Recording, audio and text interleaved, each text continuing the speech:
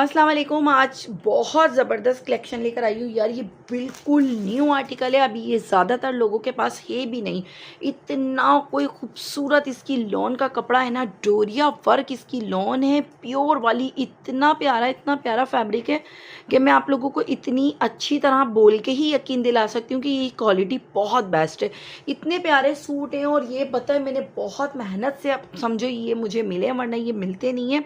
ये पिशावर वगैरह में मिल रहे हैं, 5,500-6,000 का सूट होता है, लेकिन मेरे पास इसके प्राइस बहुत ज़बरदस्त है। इसकी क्वालिटी बहुत बेस्ट है। ये पूरा फ्रा ये पूरी की पूरी ओवरऑल शर्ट एंड ट्राउज़र है। 3.5 मीटर का ये आपको कपड़ा मिलेगा।